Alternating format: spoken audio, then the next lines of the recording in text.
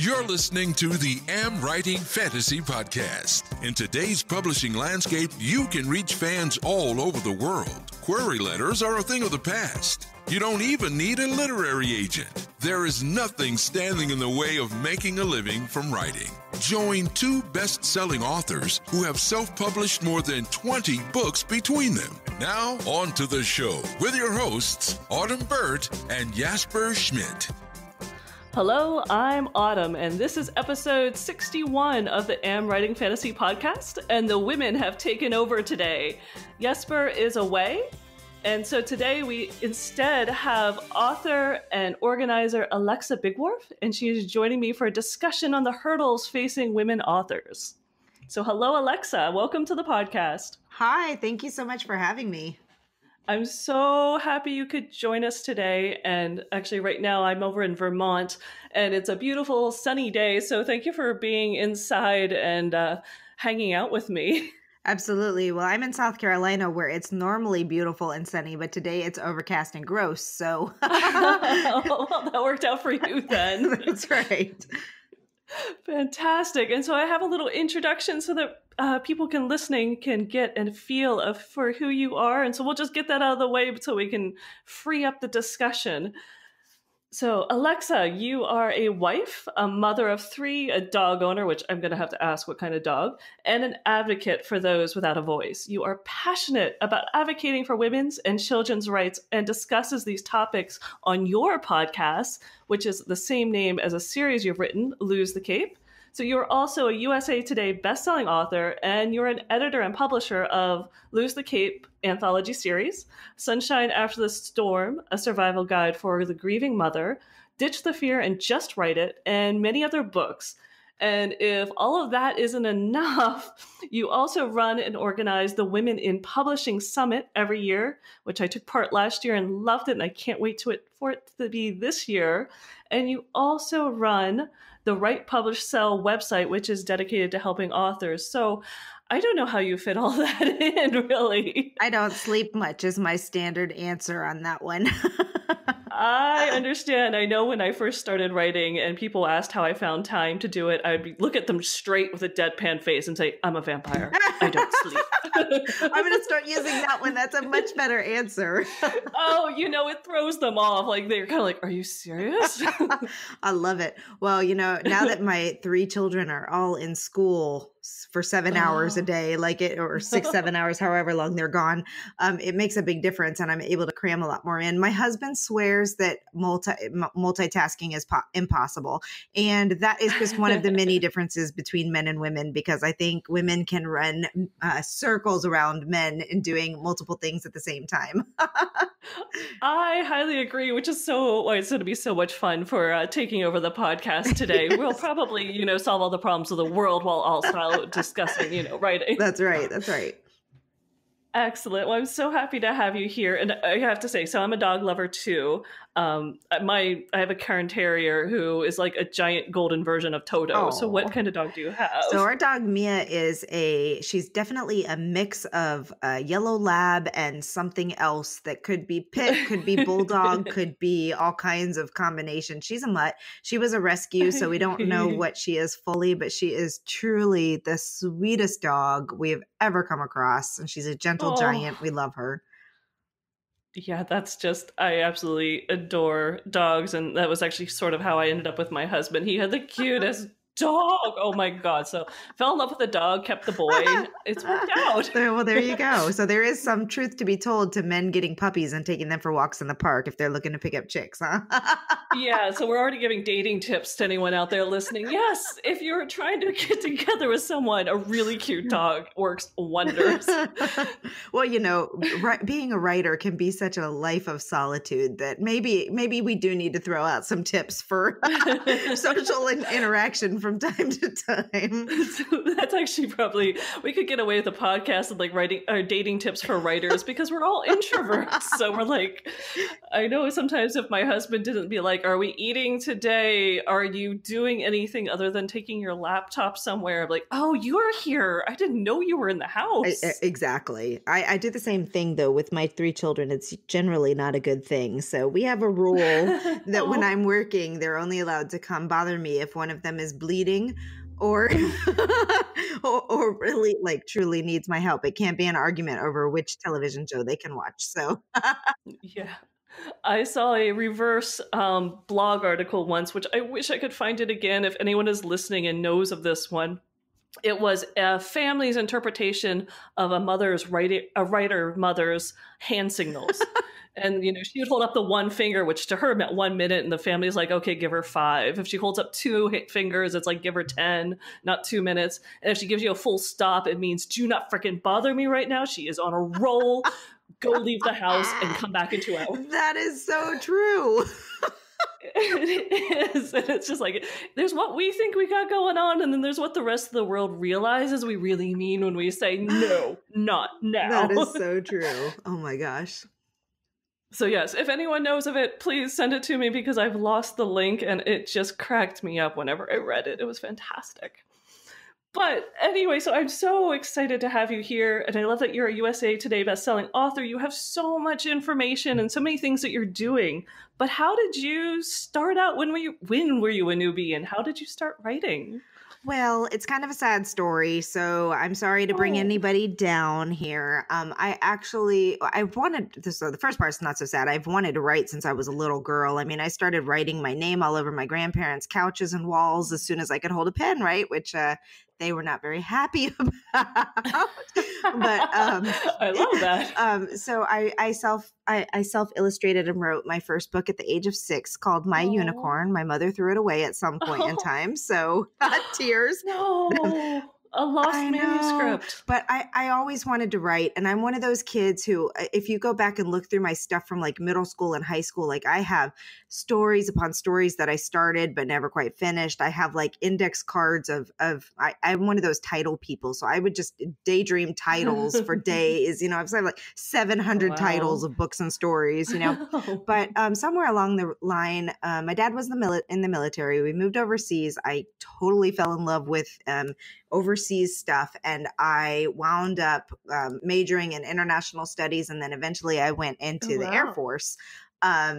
So I was an Air Force intelligence officer, and I did for a decade, I did technical writing and briefs, and really honed my writing and speaking skills through that career, and then writing some counterterrorism briefings and things like that for the state of South Carolina after I left the military. Amazing. Yeah, it was a very interesting career. Wow. Very, very interesting. I loved what I did. Like I said, 10 years total time working for the Air Force and for the state of South Carolina, and doing really, really cool things and writing a lot of emergency plans and all this kind of stuff.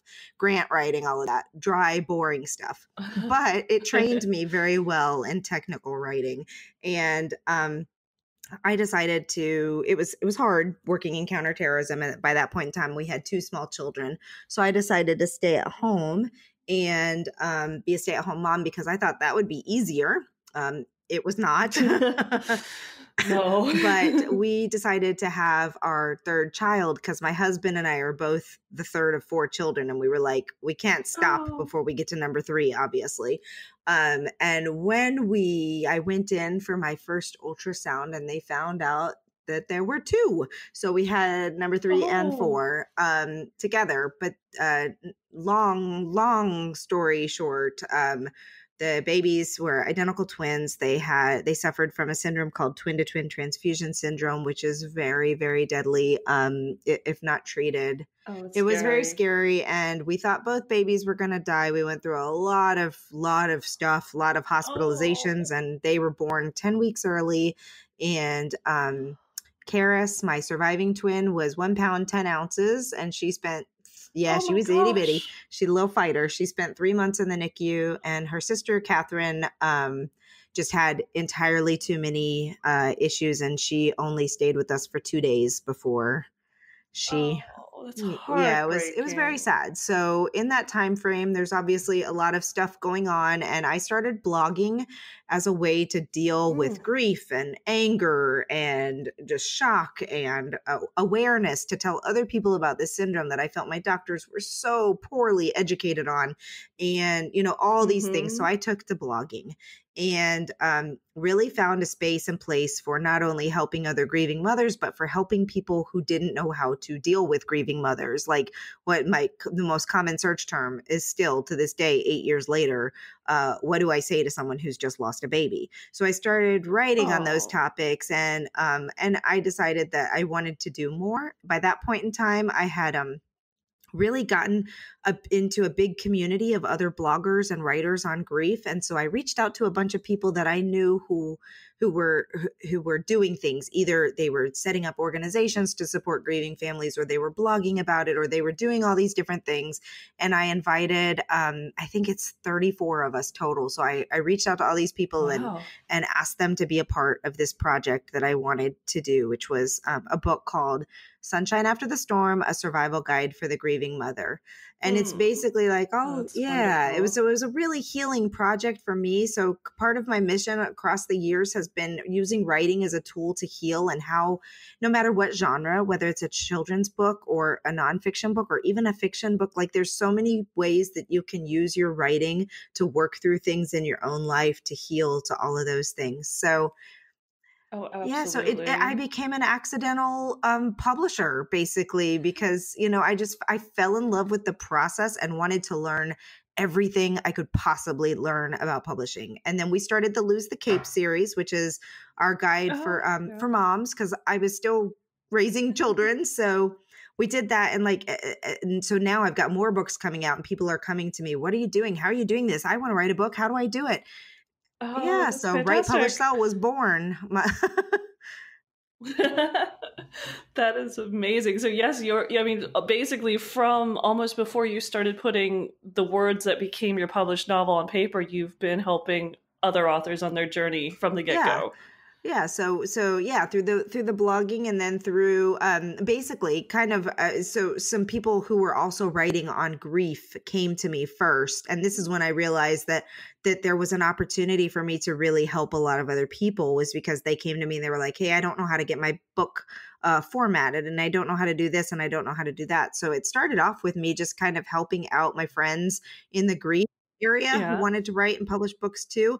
And then, word caught on. I started realizing that well, first of all, being a stay at home mom just never quite worked out for me. I wanted to be doing more, like, constantly. So I didn't want to leave my kids, though. I still wanted that flexibility of being able to be home with them.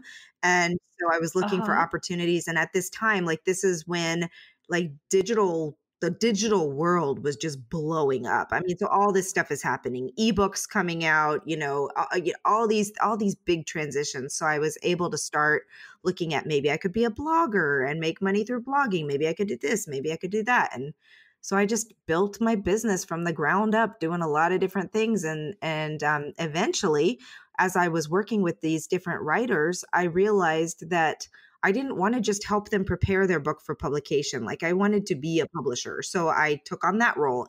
And we have Cat Biggie Press and Purple Butterfly Press and Chrysalis Press, which are nonfiction, Wow. basically hybrid press, a children's book hybrid press. And then Chrysalis is our first traditional publishing house. But we had to slow down. We took on way too much, way too fast. So we have stopped submissions for all of those for a while, because now I'm focusing on the Women in Publishing Summit. I know, I can't wait till we talk about that. But before we do, I want to. So, what do you think? Get into what do you think are the differences between a woman author and our male counterparts? Because I know I've definitely seen some differences, and it's interesting. It's kind of fun to open up that conversation, and maybe some guys will get some perspective into helping their struggling female partners who want to be writers Yeah, too. there's so many differences across the board, from the way that we tackle our projects to our mindset issues. Like, when guys in general, this is all generalizations, of course, Oh, But very true. generally speaking, when a dude decides he's going to do something, he sits down and he does it. If a guy decides, I'm going to Hmm. write a vampire, paranormal, romance, blah, blah, blah, shapeshifter, whatever, throughout all your, I'm not a fantasy writer, so I don't, I have a hard time with the terminology. You're doing really good. This might be your That's next right. book because you put it out really When a guy well. decides I'm going to sit down and write it, generally speaking, I'm not saying that they don't have fears and challenges in that, but they sit down and they do it. Whereas a woman, we're like, well, do I know enough? I don't have an MFA. I've never taken a writing class. Can I do this? Are people going to laugh at me? What are they going to do? Like, who am I to write? Like, all these things just start going through our minds as women. So we have issues from there, just in terms of, can I do this? Will I do this? But then, I mean, there's like 1,000 other things. Women, whether you're a mother or not, women tend to be the ones who take on the roles of caretakers, caregivers, planners, organizers. So we're doing all the things in our lives. We're the ones who, generally speaking, again, nobody throw Rotten Tomatoes at me. And you know what? There is a shift going on. Like, my husband now is a stay-at-home dad, so I can't, Oh, well, wow. stay-at-home dad / he works part-time at my business now. But Okay. but so I know that men are doing all these things as well. But generally speaking, like, we approach things differently. We have different things that hold us back. We have different things that hold us back in the world. Like, that, if you, every once in a while, I see the article come up about how many women had to use male pen names because that's the only way they could sell books. So there are not only internal things that stop us from moving forward, there are still very definite external things happening in our world that keep women from having the same level of success. And I'm not one of those, door banger feminist, like men need to die, all that kind of stuff that you see some people on the far extreme side. But I do, Yeah, you're right, they're there. But I do see some challenges that women have to face, and especially marginalized voices, women of color, women in any type of super minority type thing. There's a lot of challenges still out there. So, it, No, yeah, I totally agree because I know, like, I think the first question I often hear female authors asking themselves is, when can I find the time? Because I agree. It seems like every woman author I know is, even myself, I don't have kids. We decided not to a long time ago before we even got together. So it worked out. But it's still, I'm the primary cook. I tend to do the primary organizational things and he does the primary, like, maintenance things. And he's fitting them in, but you're right. It's like, I'm going to go and I'm going to go do this now and then it'll be done. And then I'm going to go and do this now. And for me, it's like, well, I got to juggle this. I got to juggle this. I got to get this done today, blah, blah, blah. It's like I have 16 balls in the air and I'm like, can I throw up a 17th if it's about the size of a teaspoon? Right. It's very, I'm sorry. I didn't mean to interrupt. No, go ahead. Yeah, no, I really think we struggle with trying to hold it all together and carve out that time for ourselves. It's very unusual from the men that I see in my life. Again, so I'm just using my little snapshot of the world here. It's very unusual to see a guy, when I see them want to do something, to stop and think, now, wait a minute, when am I going to get the laundry done? And when am I going to get food? And do I have a menu planned? And do I have, no, they're like, okay, I'm going to join the hockey team and I'm going to go play hockey, or I'm going to write a book, or I'm going to, learn how to play the guitar, or go hang out with my friends, or, that's, they do. And some women just do too. And it's something that I'm having to teach myself, actually, is that if I have to focus on whatever it is that is my priority. And if it is my priority, then I have to be willing to let other things slide. It's okay if we eat leftovers for 2 days in a row. My kids don't think so, but I'm okay feeding them leftovers. It's okay to order pizza from time to time. It's okay to let them watch movies while I write on a Saturday afternoon, so. Oh, I love that. No, I totally agree. And I think I love your Lose the Cape series. I hadn't seen it until I was looking up stuff, but it's so true. We all think we have to do it all. We have to do it. And I've learned even in my life to be much more advocating too. I think that's one thing guys are really good at, saying, I am doing this. And they state it, they go and do it. And if they don't get something done, or if someone else has to pick up the slack, wherever the chips fall, they just go and do it. And women, we tend to be like, how can I fit that in? Where if it's something we're passionate about, sometimes you just have to say, I That's am right. doing this, and you're either going to have to help or it is not going to happen because I am doing this. And it's so scary sometimes. I mean, especially when you're in a relationship where you're the one who tends to pick up the other half of Yeah. everything.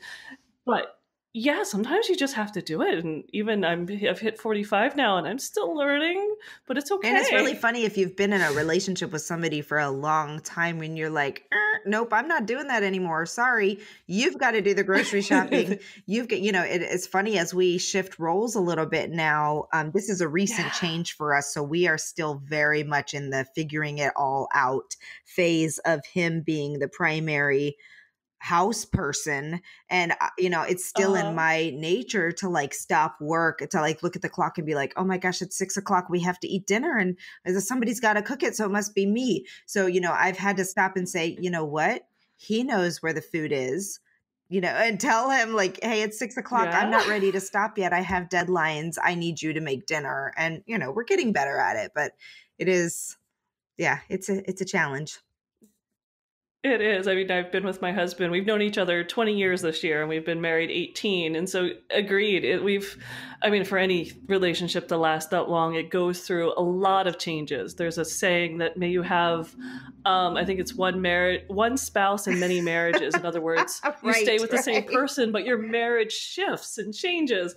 And it's a wonderful terminology saying, you know what, nothing is ever the same. Everything keeps changing. You're both going to change.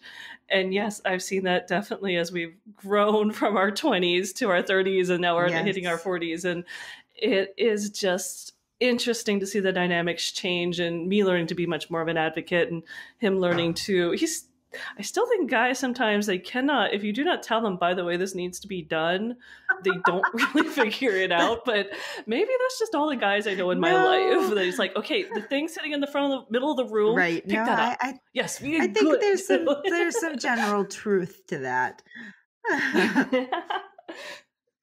But I do feel, so I started reading with fantasy. It was definitely, it is my genre. It's what I'm passionate about. But I always felt very fortunate because the first author I picked up was Anne McCaffrey, so a woman. My next favorite was Mercedes Lackey. My favorite book was written by Terry Windling.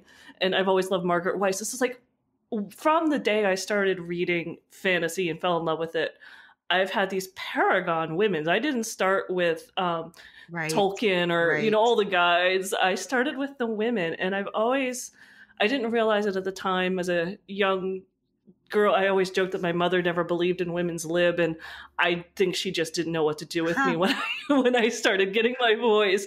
She's kind of like, I don't know where you came from.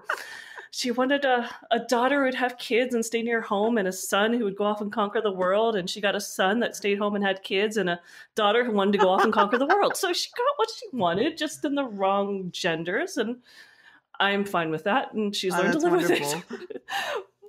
But I've always seen all these very wonderful, Ursula K. Le Guin. I mean, all these wonderful, I can ramble off all these women names, but you're right, so many genres. Women authors have either hidden their names, they're using pseudonyms or initials. And I do still see that with the young authors I work with. It's becoming more rare, which is really exciting. But even I think 2 years ago, I had someone say, I don't want my first name, Joanna or something. I want to use my initials because I don't want them to know I'm a woman. I was like, wow. It's still there. It's still there. Yeah. And I'm pretty sure now, I'm just pulling this out of nowhere like most people do with statistics, but I'm fairly certain it was still as late as 2018, maybe even the 2019 report that showed that book sales by either male names or books by men were outperforming books by women authors like tremendously.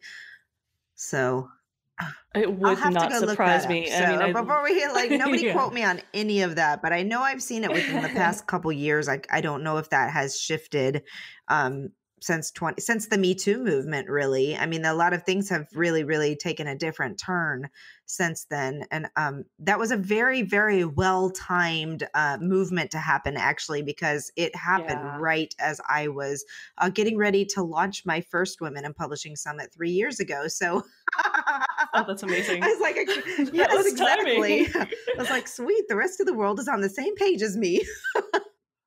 That's right. We were ready for something specific, a space for women to be able to help each other. And I think we're so good as long as we stay away from undermining each other but authors are so good at not looking at other authors as competition. And I think women authors can be so helpful and supportive of each other, even more so than, many other areas and places I've been and other things I've done. I think this is super true in the fiction side. Like I have seen fiction authors really band together really well. I love to see the authors cross promote each other. I mean, I think everybody's smart enough to know that that it works with people in your own genre. Like it's hard to cross promote someone who's writing something that your audience doesn't want to read.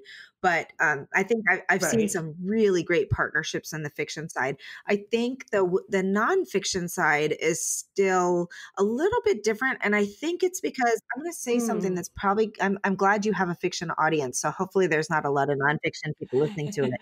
So they'll be kind. Everyone be kind. I don't want to say that nonfictions aren't like, okay, the word I will choose to use is day in and day out authors. Like fiction writers, this is what you want to do every day, all the time. You write your books, you read your books, all this kind of stuff. But a lot of nonfiction authors, unless they're in a series, like unless they do autobiographies of all the presidents or something like that, where it is truly their thing, like a nonfiction author often has a particular subject that they focus on, and they write books as part of a bigger thing, right? Like I was writing my Lose the Cape books as part of a bigger community for mothers. I was writing my grief books as part of a bigger thing. Like I didn't come on thinking I'm going to write a 25-part series on, grieving mothers.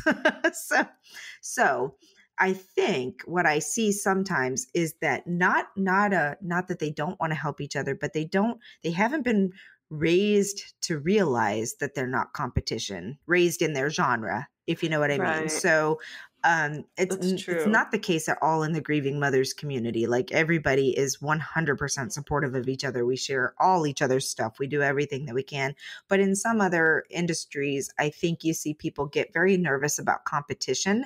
And that's kind of another one of the things that we take on is letting people know that the expression with a rising tide, we all ships rise, so it's if you're helping other women, if you're helping other people in your genre, if you're helping promote and the reason I came to form this opinion, just to let you know, is that because I saw it in action. I reached out to my network and I said, I have an author that's publishing a book on XYZ. We would love for you to be part of her launch team and advanced reader team. And the answer that we got back was, I can't do that. I have a book that's coming out. It's on a similar topic. The books were not similar at all. Like, I mean, they were in the similar genre, but like in terms of the key takeaways of the book, oh my gosh. Yeah. So the key takeaways and everything were different enough and the audiences would have been different enough, but yet enough the same to support each other, And it really made me think that there's still a lot of people who maybe don't realize like how much better we do when we're helping each other.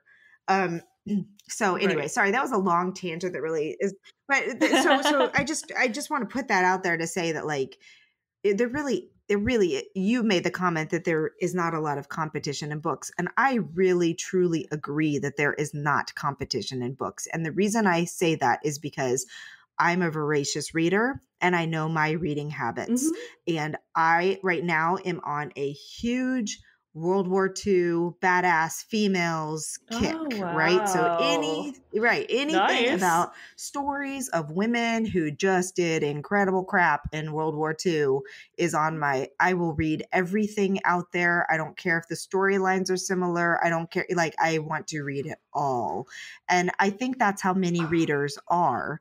They want everything, right? So by being able to share about other writers who write in similar types of things, you're able to say, hey, I don't have anything new for you, but if you like my stuff, you're going to love these books and keep them entertained until your next one comes out, right?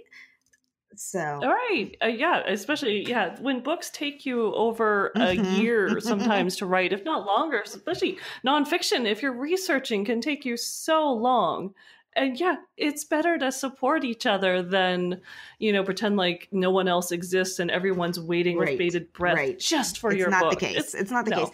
And even like, No. let's take one that could be considered a very competitive, a cookbook, for example. Like if you've got two Oh, people right. writing vegan cookbooks, well, I can tell you that I like a variety of recipes and I like a variety, like just because I buy one vegan cookbook doesn't mean I'll never buy another one again. You should see my cookbook Exactly. shelf. If they It's have different, ridiculous. yeah, I think the internet and being able to Google recipes has become like one of my Yes. favorite things about the Sorry, internet. cookbook writers, that your day may have come. No, but there's still Yeah. something really nice about that big book with the big pictures that yeah. you can put on your counter and look Ugh. at while you're. But anyway, we digress. And you don't have to worry about the battery dying or getting like That's flour right. That's on right. it. Exactly. But back to the idea of Absolutely. like this community, the real reason behind the Women in Publishing Summit was I was, like I told you, once I decided I was doing this thing, I wanted to learn everything in the world that I could about publishing. So my writing summit is one of many summits that are out there that happen all the time for writers, publishers, authors, marketing, book marketing, all these things are happening all the time. So I'm attending as many of them as I can and learning from as many people. That's But I fantastic. was noticing, like on the panels and the presentations, one, there was very little female representation. So for like that's every 5 interesting. guys, there was like one girl.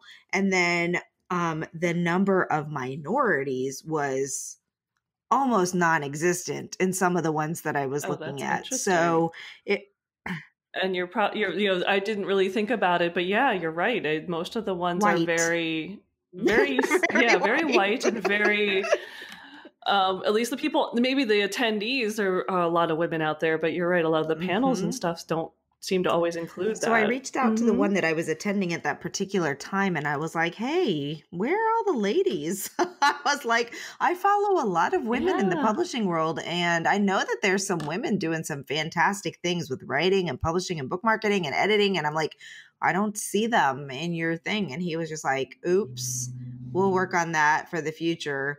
It's been 3 years since then and I haven't really seen an increase, but that's okay because I filled the gap with my own annual summit of nothing but women and people that identify as women.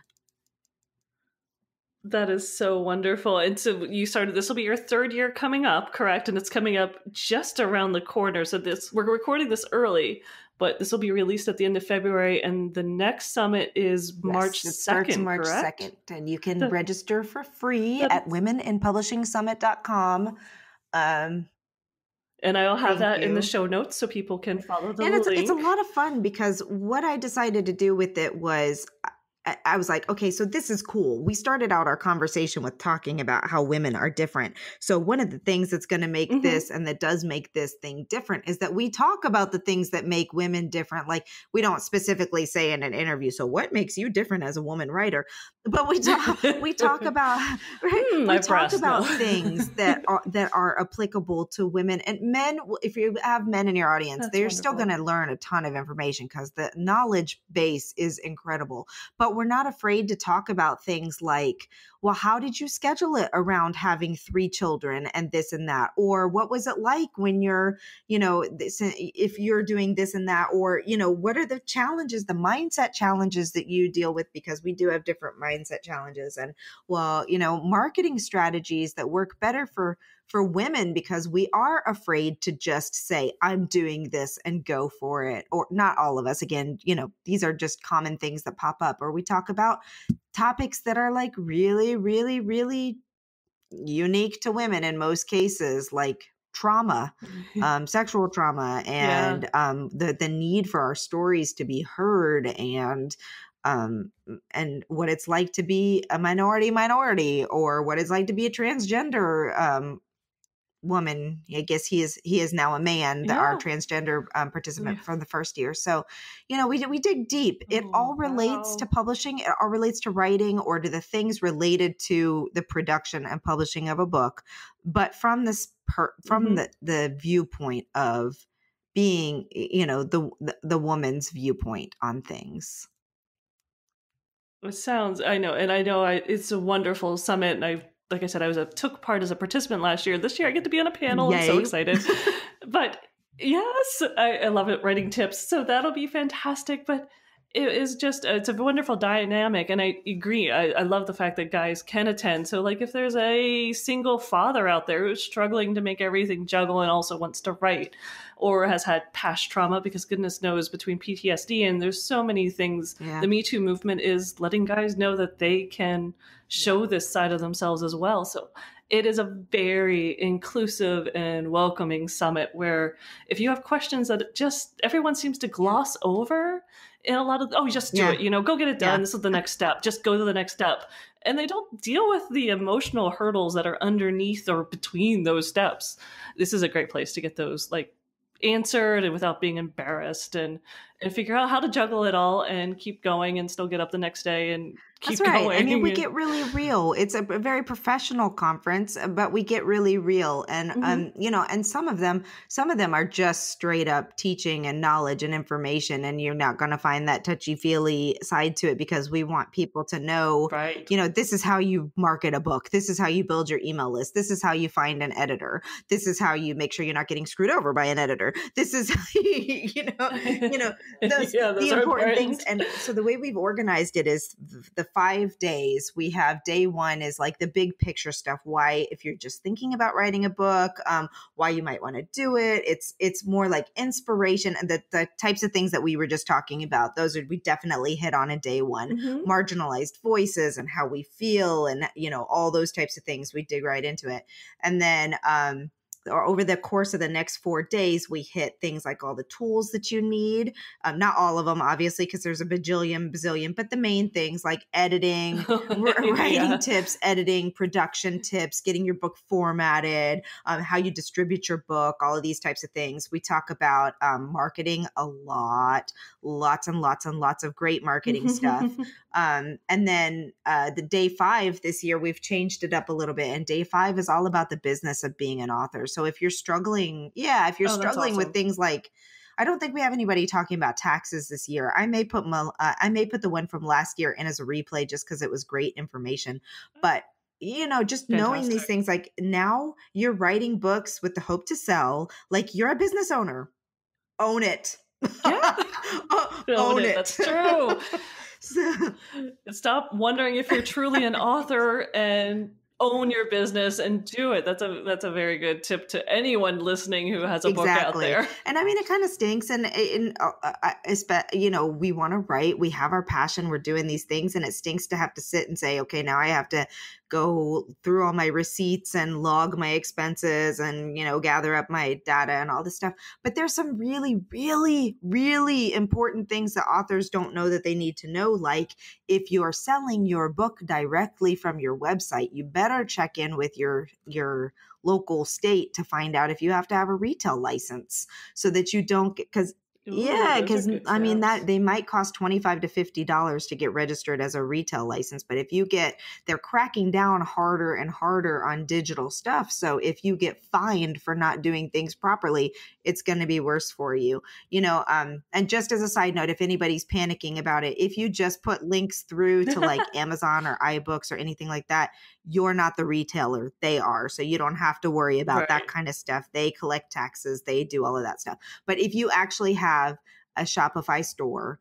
or a PayPal button and you are actually selling books directly from your website that you then, distribute and all that kind of stuff, you do need to check in and see what kind of protections you need to have, what kind of paperwork you need to have, all of that kind of stuff. So that's just one little tip there. That's totally off the topic, but it's important. And this is something that I learned along the way. And I was like, that's really scary because I'm telling people all the time to sell their books on their website to make more money and not have to worry about, Amazon or whatever. And I might be getting them in trouble if they don't know the rest of the story. They'll know this. That's a huge nugget that I don't think anyone else has really ever been mentioning, because you're right. I've even heard sell signed copies, do this on your website, but that's perfect because that's a lovely little teaser tip. So if people want to go and join the summit, that's the type of information you're going to find there. And that's why it's really fantastic to join this one because it is information that there might be other ones out there, but I think yours has a different feel and a different vibe and different topics that you might not hear in many other channels. So it's really exciting. We're looking out for each other. We're looking out for each other, and we're making sure that we don't make mistakes that are costly. Yes, and I think that's what women are amazingly good at. We help each other out and make sure that, we keep each other safe and supported. And, we're also very welcoming. So for anyone else who's looking for support, we like to open our arms and, make sure they're doing okay too. Well, is there any other tips, anything else you want to tell us about the conference? Like I said, I will put it in the show notes, and it's coming up on March 2nd. And you said registration is free on the website. Registration is free. We have 3 tiers, so you can register for free, and you can come each day. You do have to register to receive the links. You'll get the links each day, and we drop like between 5 and 8 videos every day that are available for 24 hours, and then they go away at 10 a.m. the next morning. And if you're like, I cannot sit in front of my computer all day long every day, you can buy just those videos for $47 and watch them whenever you want, or you can upgrade to what we're calling the full conference pass, and that includes all the videos. We have some workshops that are only available to the conference pass holders. We have a private community where we do additional workshops and training, not only the week of the summit, but throughout the entire year.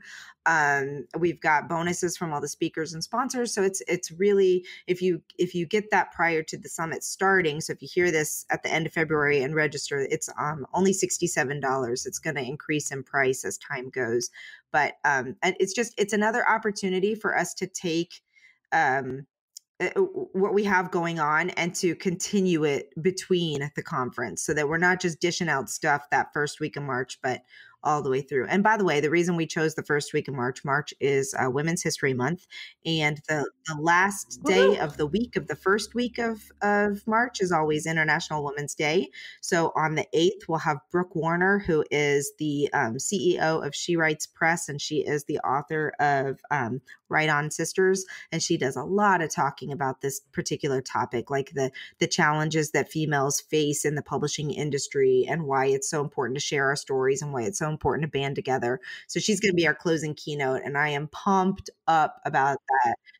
Oh, yes, that is going to be great. Yes, incredible. I can't wait. So, yeah. Well, fantastic. I'm so happy that you joined me on here and we got to talk about this. And I mean, I can still think of topics that I think women face. Just, I don't think we're so good at making sure we toot our own horn and tell people that, like, you're a USA Today bestselling author. I don't think that was even first in your biography. So it was kind of buried in there. And I think that's so typical of us. So, hey, we all have things we need to remember about ourselves. But thank you so much for joining us. And I really appreciate the time. And I hope to see or hear some of my listeners over at the conference. Like I said, I will be participating in a panel for tips, so I'm looking forward to seeing some. Oh yeah, make sure you use the link that that Autumn's going to send out, because that's the better link not All right, sounds good. Yes, I will have that posted up there on the show notes. Yes, I think that's right. You did send me one, and yes, disclaimer: we're always honest. I think it's an affiliate link, but I want to be able to reward you for sending your community. So make sure you go through her affiliate link. Well, thank you. And I had even forgotten that we got those as speakers. But hey, that's so cool. Thank you. All right. Well, again, I can't wait to see everyone at the conference. I can't wait to see, quote unquote, see you at the conference, Alexa. And thank you again. Thank you so much. This has been a blast. Yes. Thank you for tuning in. Next week, Jesper will be back and we'll have another exciting new episode, and hope you will join us then. If you like what you just heard, there's a few things you can do to support the Am Writing Fantasy Podcast. Please tell a fellow author about the show and visit us at Apple Podcast and leave a rating and review. You can also join Autumn and Jesper on patreon.com/amwritingfantasy. For as little as $1 a month, you'll get awesome rewards and keep the Am Writing Fantasy Podcast going. Stay safe out there and see you next Monday.